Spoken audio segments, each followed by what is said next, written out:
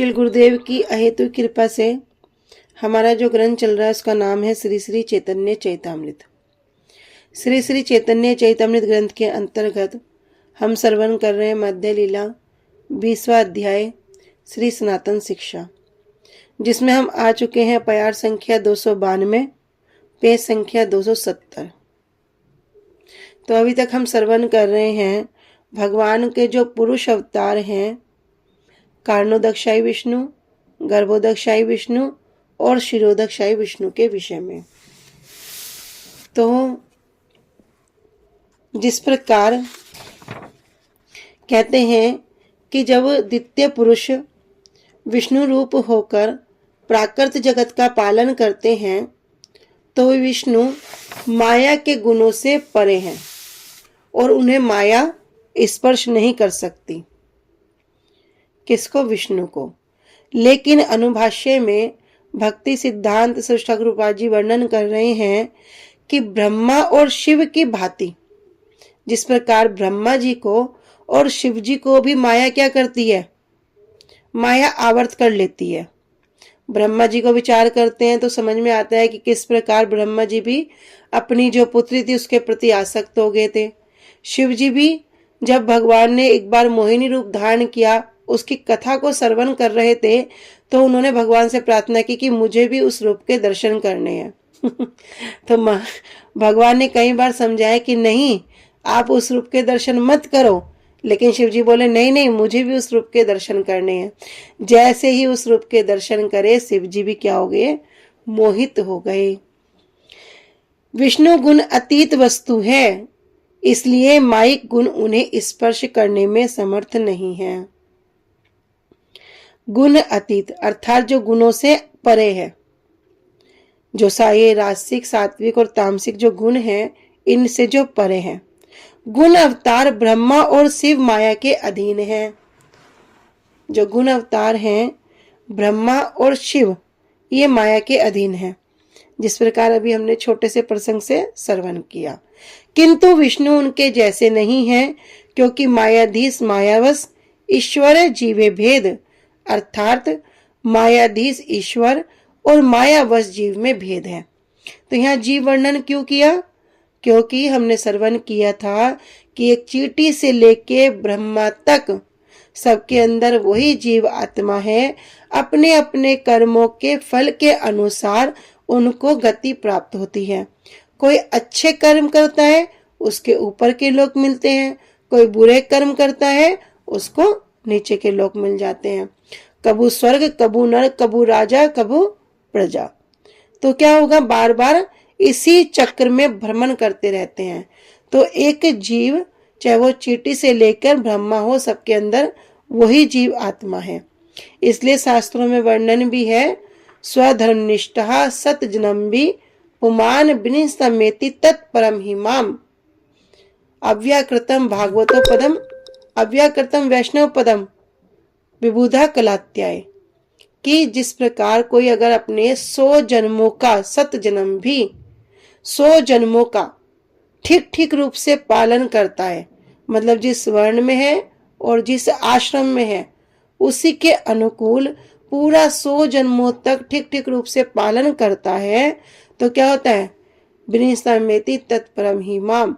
तो वह ब्रिंच मतलब ब्रह्मा जी के पद को भी प्राप्त कर लेता है।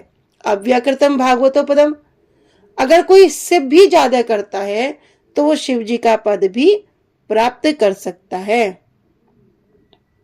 इसलिए कह रहे कि भैया जो मायाधीश ईश्वर हैं, अर्थात जिनके माया अधीन है, और मायावश जीव, जो जीव माया के वश में है, दोनों में क्या है? भेद है। इसी प्रकार आगे हमने श्रवण किया था कि रुद्र रूप धरी करे जगत संहार, सृष्टि स्थिति पर ले है इच्छा तहार। वे जिनकी इच्छा करने मात्र से सृष्टि का पालन कर लेते हैं, उसकी उत्पत्ति कर लेते हैं और उसका संहार कर लेते हैं। सब कुछ किसके अनुसार होता है? इन्हीं के अनुसार होता है। कह रहे ये द्वितीय पुरुष ही रुद्र का रूप धारण करके जगत का संहार करते हैं। हमने रुद्र के विषय में श्रवण किया था। एक है सदाशिव और एक ही जो इस जगत में कार्य करते हैं वे कौन है? रुद्र। सृष्टि, स्थिति और प्रलय ये तीनों ही उन द्वितीय पुरुष की इच्छा के अनुसार होते हैं। सृष्टि भी होगी, स्थिति भी होगी, प्रलय भी होगा। तो ये तीनों कार्य किसके होते हैं? जड़ वस्तु के। जब जड़ वस्तु, अब ये शरीर है, ये शरीर क्या है? अगर विचार करें तो शरीर तो जड़ है, किंतु इसके अंदर जो चेतन शक्ति, जो परमात्मा शक्ति, जो भगवान का अंश विराजमान है, इस कारण क्या हुआ? ये बढ़ भी रहा है, चल भी रहा है, खा भी रहा है, हर कार्य कर रहा है।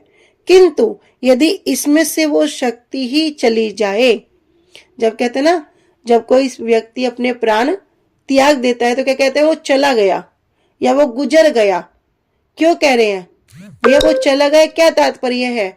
जबकि शरीर तो यही होता है, जिसको हमने देखा है, जिसको हमने जाना है, जिसको हमने समझा है, जिससे हम प्रीति करते हैं, वो शरीर तो यही पड़ा है। फिर भी उसके अंदर में जो बहुमूल्यवान वस्तु है, जो स्वयं भगवान का ही अंश है, जिसके कारण वो सारी क्रियाशील है, वो उसके अंदर नहीं रहता। तो ये शरीर वास्तव में विचार करें तो क्या है? जड़ है। इसकी उत्पत्ति भी हो रही है, फिर इसकी स्थिति भी होती है, पालन भी होता है, और एक दिन इसका संहार भी हो जाता है। किंतु यदि चिन्मय वस्तु की बात करें, चिन्मय वस्तु क्या है? वो नित्य चिन्मय है। वो नहीं कभी उसमें कोई विकार आता है, नहीं उसमें कभी किसी तरह की कोई छल कपट आता है, वो तो चिन्मय है। इसलिए भगवत गीता के जब दूसरे अध्याय को हम श्रवण करते हैं, उसमें आत्मा के विषय में बहुत कुछ वर्णन है। कहते हैं नैनम छिदन्ति शस्त्राणि, नैनम दहति पावका, न चैनम कलिदन्त्यापो, न शोष्यति मारुता। भैया जो आत्मा है, ये जो भगवान का जो नित्य अंश हम सबके अंदर जो विराजमान है, नैनम छिदन्ति शस्त्राणि, न इन्हें शस्त्रों से काटा जा सकता है, न दहति पावका, न इसको अग्नि जला सकती है, न इसको पानी भिगो सकता है, और न इसको हवा सुखा सकती है। बहुत सुंदर सुंदर श्लोकों में भगवत गीता में वर्णन है। कहते ना वासांसि जीर्णानि यथा विहाय। कितना सुंदर है कि जिस प्रकार कोई मनुष्य पुराने वस्त्रों को त्याग कर नया वस्त्र धारण करता है, उसी प्रकार जीवात्मा एक शरीर को त्याग कर दूसरे शरीर को धारण करती है। एक कपड़े को त्याग दिया, दूसरा कपड़ा पहन लिया। तो ये सब कौन करता है? कह रहे जो द्वितीय पुरुष की इच्छा के अनुसार होते हैं। 3 गुण अवतारों में 3 प्रकार के अधिकार, ब्रह्मा विष्णु शिव तारे गुण अवतार, सृष्टि स्थिति प्रलय तीनेर अधिकार। तो इन 3 गुण अवतारों में अर्थात क्या हुआ? ये इन 3 गुण के अधीन नहीं है, पर इन 3 गुण के अंतर्गत जो सेवा करते हैं। कह रहे कि ब्रह्मा विष्णु और शिव ये तीनों इन द्वितीय पुरुष के गुण अवतार हैं। द्वितीय पुरुष अवतार कहने का क्या तात्पर्य है?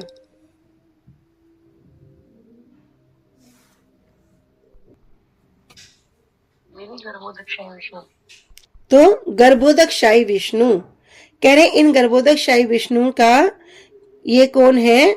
ये द्वितीय पुरुष के गुण अवतार हैं, ब्रह्मा विष्णु महेश। हिरण्य गर्भ अंतर्यामी गर्भोदकशाही, सहस्त्र शीर्षादि करी वेदे जारी गाई। हिरण्य गर्भ नामक जो अंतर्यामी जो परमात्मा है, गर्भोदकशाही, तो भगवान गर्भोदकशाही विष्णु सहस्त्र शीर्षादि करे वेदे जारी गाई। सहस्त्र शीर्षा अर्थात ऋग्वेद संहिता में वर्णन है, उसके अनुसार उनकी महिमा का सहस्त्र शीर्षा इस शब्द से प्रारंभ होने वाले स्तोत्र के द्वारा इनकी वेदे जारी गाए, वेद भी जिनकी स्तुति करते हैं। तो गर्भोदकशाही विष्णु इस ब्रह्मांड में हिरण्य गर्भ के नाम से कहे जाते हैं। इनका एक नाम क्या है? हिरण्यगर्भ, और वे संपूर्ण ब्रह्मांड के अंतर्यामी हैं। जितने भी ब्रह्मांड हैं, असंख्य ब्रह्मांड के जो अंतर्यामी हैं, वो कौन है? ये गर्भोदकशायी विष्णु। वेद भी उनकी किस प्रकार स्तुति करते हैं? वेद भी उनको सहस्त्र सिर आदि कहकर स्तुति करते हैं। अनुभाष्य। ऋक् सुत सहस्त्र शीर्ष पुरुष, सहस्त्राक्षा सहस्त्रपात, अर्थात उन पुरुषों के हजारों सिर, नेत्र और चरण आदि हैं। जो सहस्त्र सिर का जो अर्थ है क्या है कि उनके हजारों सिर हैं, सहस्त्र अक्षा उनके हजारों नेत्र हैं, और सहस्त्र पात अर्थात उनके हजारों चरण आदि हैं। एतदित्य पुरुष ब्रह्मांडेर ईश्वर मायार आश्रय है तबु माया पार। एतदित्य पुरुष, ये द्वितीय पुरुष गर्भोदकशायी हैं। ब्रह्मांडेर ईश्वर, और जितने भी ब्रह्मांड हैं, असंख्य ब्रह्मांड के ये ईश्वर हैं। मायार आश्रय है तबु माया पार, यद्यपि ये माया के आश्रय हैं, तबु माया पार, फिर भी ये माया के स्पर्श से परे हैं। ये इन भौतिक शक्ति के स्पर्श से जो परे हैं। तो द्वितीय पुरुष गर्भोदकशायी विष्णु प्रत्येक ब्रह्मांड के स्वामी हैं, और जो बहिरंगा शक्ति है कौन सी?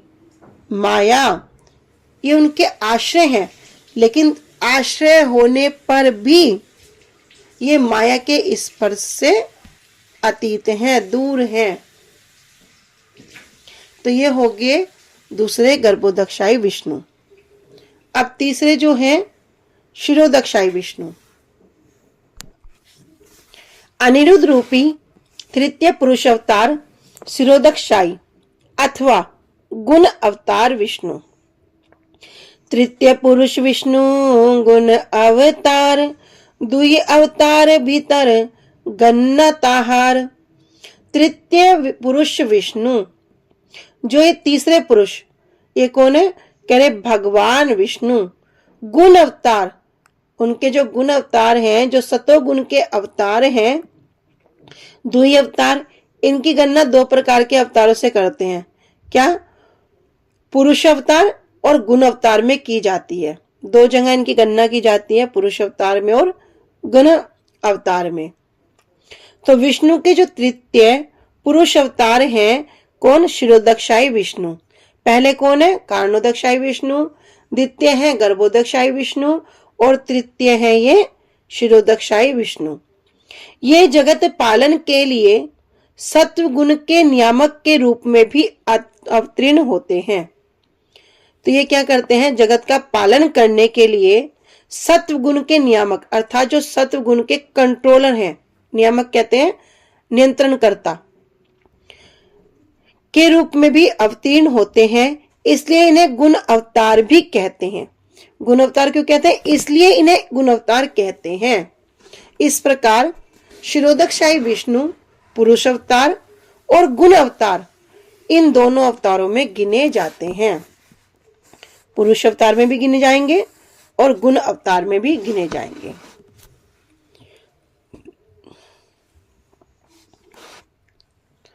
विराट व्यष्टि जीवेर ते हो अंतर्यामी, शिरोदक शाही ते हो पालन करता स्वामी। विराट व्यष्टि कह रहे विराट रूप। व्यष्टि जीवेर, व्यष्टि जीवेर मतलब अन्य आत्माएं, अन्य जितनी भी जीव आत्माएं हैं, ये क्या है? सब शिरोदकशायी विष्णु भगवान के विराट रूप हैं। इन्हीं का जो अंश स्वरूप है। ते हो अंतर्यामी, और प्रत्येक जीव के अंदर यही कौन है? यही विराजमान है। शिरोदकशायी ते हो पालन करता स्वामी, और शीर उदकशायी अर्थात शीर कहते हैं दूध को, जो दूध का जो सागर है उसमें शयन करने वाले ये भगवान हैं। ते हो पालन करता, और ये क्या है, पालन करने वाले हैं, और स्वामी, इस जगत के स्वामी हैं। तो शिरोदकशाही विष्णु ही भगवान विराट रूप हैं, प्रत्येक जीव के भीतर जो परमात्मा के रूप में विराजमान है, इन्हें शिरोदकशाही कहते हैं।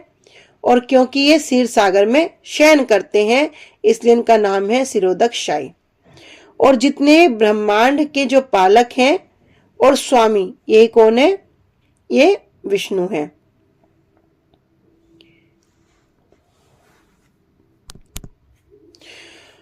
लीला अवतार वर्णन। पुरुष अवतारेर एई केलु निरूपण, लीला अवतार एबे सुन सनातन। तो भगवान के 6 प्रकार के जो अवतारों के विषय में श्रवण किया था, पुरुष अवतार, लीला अवतार, गुण अवतार, मनवंतर अवतार, युग अवतार और शक्त्यावेश अवतार। तो अभी हमने श्रवण किया पुरुष अवतार, अभी आगे है पुरुष अवतार, गुण अवतार, अभी है लीला अवतार। कह रहे हे सनातन, अब तक मैंने पुरुष अवतारों का निरूपण किया है, अब तुम लीला अवतार के विषय में श्रवण करो। महाप्रभु श्री सनातन गोस्वामी पाद जी को ये सब उत्तर दे रहे हैं। क्यों दे रहे हैं? क्योंकि सनातन गोस्वामी पाद जी महाप्रभु से प्रश्न कर रहे हैं, के आमी केने जारे मोरे तापत्रे, मैं कौन हूं, और ये जो 3 जो भौतिक जो ताप है, ये मुझे क्यों कष्ट प्रदान कर रहे हैं। तब वहां महाप्रभु एक ही उत्तर दे रहे हैं, सनातन तुम जीव हो, और जीव का क्या कार्य है, जीव भगवान का नित्य दास है। दास का कर्तव्य है प्रभु की सेवा करना। तो वहां पर श्री सनातन गोस्वामी पाद जी के माध्यम से हम सब जीवों को शिक्षा दे रहे हैं। हमारे मन में ये उत्कंठा होनी चाहिए कि के आमी, मैं कौन हूं। अभी जो हम अपना परिचय इस भौतिक संसार के अंतर्गत प्रदान करते हैं, भौतिक जगत की दृष्टि से ही अपना अवलोकन करते हैं, अपने आप को आंकते हैं, तो क्या ये क्या वास्तव परिचय है? नहीं, ये तो माया का परिचय है। लेकिन जब जीव के हृदय में आकुल व्याकुल होकर ये उत्कंठा हो जाएगी कि मैं इस माया के संसार में भ्रमण कर रहा हूँ, बार बार जन्म ले रहा हूँ, बार बार मृत्यु को प्राप्त हो रहा हूँ, अनेक अनेक कष्टों को दुख भोग कर जीवन यापन कर रहा हूँ, तो मैं हूँ कौन? क्या वास्तव में मैं ये शरीर हूँ? क्या वास्तव में मैं डॉक्टर हूँ? क्या वास्तव में मैं पुरुष हूँ, स्त्री हूँ? मैं कौन हूँ? ये स्त्री होना क्या मेरा वास्तविक परिचय है, या पुरुष होना मेरा वास्तविक परिचय है? नहीं। इसलिए शास्त्रों में वर्णन है कि सब कौन है, सब जीवात्माएं हैं। तो यहाँ बड़ा सुंदर प्रसंग कि सनातन गोस्वामी पाद जी जो भगवान के नित्य परिकर, वे यहाँ पर महाप्रभु की लीला में जब विराजमान हुए, एक साधारण मनुष्य की भांति प्रश्न करते हैं। किस लिए कर रहे हैं? हम सब जीवों को शिक्षा देने के लिए। हमारे अंदर कब ये उत्कंठा होगी कि आमी, मैं कौन हूं? इसलिए हमारा कार्य क्या होता है। कल बड़ी सुंदर तिथि पालन हुई, तो बहुत कुछ हमने श्रवण किया, जिसको जो मिला खजाना सबने लूट लिया।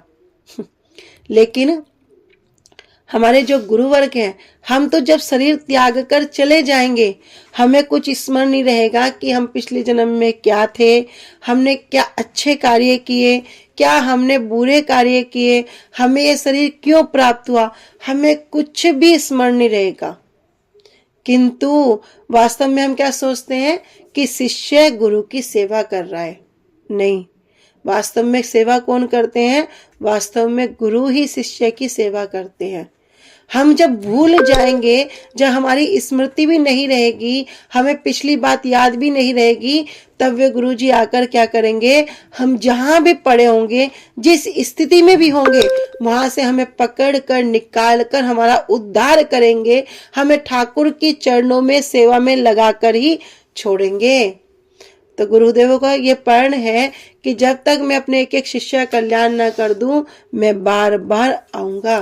तो वास्तव में सेवा कौन करता है? वास्तव में गुरुदेव ही सेवा करते हैं। तो भैया जो ये शरीर को हम मैं और मेरा की बुद्धि करते हैं तो वास्तव में हम ये नहीं है। इसलिए सनातन गोस्वामी पाद जी का जो प्रश्न है ये बड़ा इंपॉर्टेंट है और हम सबके लिए शिक्षाप्रद है। कह रहे हे सनातन, अब तक मैंने पुरुष अवतारों का निरूपण किया है, अब तुम लीला अवतार के विषय में सुनो। लीला अवतार कृष्ण ना जाएगा नन, प्रधान करिया कही दिग्दर्शन। कह लीला अवतार, भगवान के तो असंख्य लीला अवतार हैं जिनकी ना जाए गणन, जिनकी गणना भी नहीं की जा सकती। कोई बोले कि क्या हम जो 25 लीला अवतार के विषय में श्रवण करते हैं ये 25 ही हैं? कह रहे असंख्य हैं, उनकी गणना नहीं कर जा सकती। जैसे असंख्य ब्रह्मांड है, असंख्य वैकुंठ है, कोई एक वैकुंठ नहीं है, कोई एक ब्रह्मांड नहीं है। एक ब्रह्मांड के अंदर 14 लोक हैं, उस 14 लोक में जो भूलोक है, इस भूलोक में हम विराजमान हैं, अभी हम उपस्थित हैं। लेकिन ऐसा नहीं सिर्फ यही भूलोक है, ऊपर के भी लोक है, नीचे के भी लोक है, ऐसे ही अनंत वैकुंठ है। ऐसे ही कह रहे हैं कि भगवान के जो लीला अवतार हैं, भगवान कौन? कृष्णस्तु भगवान स्वयं, एकमात्र कृष्ण। भैया इनके जो लीला अवतार हैं ना जाए गणन, इनकी गणना नहीं की जा सकती। फिर भी महाप्रभु कह रहे हैं प्रधान करिया कही दिग्दर्शन। जो मुख्य जो 25 रूप हैं, जो 25 लीला अवतार के विषय में श्रवण करते हैं, उनको ही यहाँ पर क्या कर रहा हूं, थोड़ा थोड़ा वर्णन कर रहा हूं, एक झलक के द्वारा उनको बता रहा हूं। मत्स्य कूर्म रघुनाथ नरसिंह वामन, वराह आदि लेखा जार ना जाए गणन। कह रहे मत्स्य, मत्स्य अर्थात जो मत्स्य अवतार, कूर्म कच्छप अवतार, रघुनाथ श्री रामचंद्र जी, नरसिंह नरसिंह अवतार नरसिंह देव जी, वामन श्री वामन अवतार जी, वराह आदि और भी वराह अवतार, आदि अर्थात अन्य अन्य, वराह आदि लेखा जान ना जाए गणन।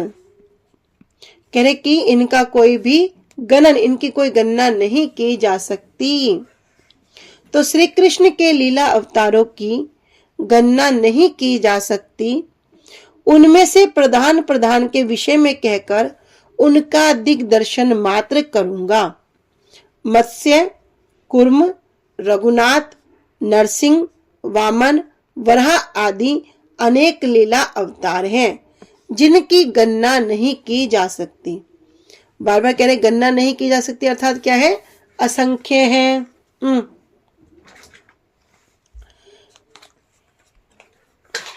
मत्स्य कच्छप नरसिंह वराहंस, राजन्य विप्र विबुधेषु कृता अवतारः, त्वं पासीन स्त्री भुवनश्च तथाधुनेश, भारम भुवो हर यद उत्तम वदनम तरे। कह रहे मत्स्य, कह रहे भगवान ने क्या किया, मत्स्य अर्थात एक मछली के रूप में, अश्व एक अश्व के रूप में, कच्छप एक कछुए के रूप में, नरसिंह भगवान नरसिंह के रूप में, वराह वराह के रूप में, हंस हंस के रूप में, राजन्य राजा कौन थे, श्री रामचंद्र जी, तो भगवान रामचंद्र के रूप में, विप्र विप्र कौन है, परशुराम जी, तो परशुराम जी के रूप में, विबुधेषु विबुधेषु कह रहे हैं कि भगवान वामन देव के रूप में, कृता अवतारा जिन्होंने क्या किया, कृता अवतारा जिन्होंने अवतार लिया है, तुम पासी नास्त्री ना त्री, कह रहे तुम आप क्या कर रहे हैं, पासी कहते हैं कृपया रक्षा करें। किसकी रक्षा की है, ना स्त्री भुवनम च तथा धुनेश, कह रहे ना अर्थात हम देवताओं की, त्रिभुवन और तीनों लोकों की, तथा अधुना और अब क्या कर रहे हैं, भारम भुवो हर यद उत्तम वंदनम ते। भारम जो भार है, भुवा किसका, सृष्टि के भार को उन्होंने क्या किया, हर लिया। और हे यदुकुल के श्रेष्ठ, वंदनम ते मतलब आपकी, हम क्या करते हैं, आपकी वंदना करते हैं। तो जो कौन है, जो समस्त ब्रह्मांड के स्वामी हैं, जो यदुकुल के श्रेष्ठ हैं, हम आपसे ब्रह्मांड के भारी को, जो भार है उसको कम करने के लिए प्रार्थना करते हैं। आपने तो पहले भी मत्स्य, अश्वत्थात हयग्रीव, कच्छप, नरसिंह, वराह, हंस के रूप में भी अवतरित होकर इस भार को कम किया है। और वह ये किस रूप में आए, कह रहे आप भगवान रामचंद्र, परशुराम, विप्र अर्थात वामन के रूप में भी अवतरित हुए। आपने सदैव इस तरह से सभी देवताओं की और इस ब्रह्मांड की रक्षा की है। तो श्रीमद् भागवतम में वर्णन कर रहे हैं कि आप मत्स्य, हयग्रीव, कच्छप, नरसिंह, वराह, हंस, राम, परशुराम, वामन आदि रूपों में विविध अवतार लेकर हम लोगों को की ओर और तीनों लोगों का पालन करते हैं। हे यदुत्तम, हे यदुकुल श्रेष्ठ, हम आपकी वंदना करते हैं। हे प्रभु, हे ईश्वर, अब इस पृथ्वी का भार हरण कीजिए। अनुभाष्य में भक्ति सिद्धांत सरस्वती ठाकुर प्रपाद जी वर्णन कर रहे हैं कि देवताओं सहित ब्रह्मा असुरों के संहार के लिए कंस के कारागार में स्थित देवकी के गर्भ में विराजमान भगवान श्री कृष्ण का स्तुति कर रहे हैं। कौन कर रहे हैं, सभी देवतागण ब्रह्मा जी के सहित किसका, असुरों का संहार करने के लिए अभी माता देवकी के गर्भ में भगवान विराजमान हैं, तो सब उनकी यहाँ पर स्तुति कर रहे हैं इस श्लोक के माध्यम से। लीला अवतारेर कलु दिग्दर्शन, गुण अवतारेर एबे सुन विवरण। अभी महाप्रभु ने क्या किया, यहाँ पर लीला अवतार का वर्णन किया।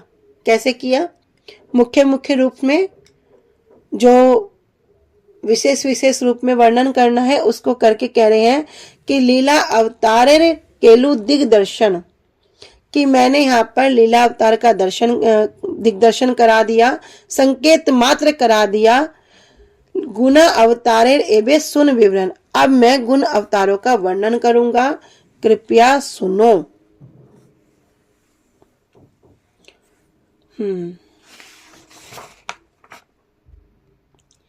तो गुण अवतार के विषय में हम कल श्रवण करेंगे। वांछा कल्पतरुभ्यश्च कृपा सिन्धुभ्य एव च पतितानं पावनेभ्यो वैष्णवेभ्यो नमो नमः।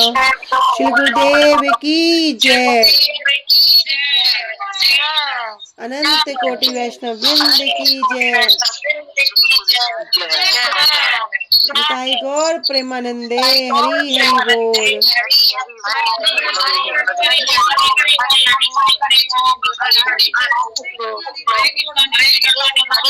हरे कृष्णा, सभी को दंडवत प्रणाम। हरे कृष्णा, दंडवत प्रणाम दीदी।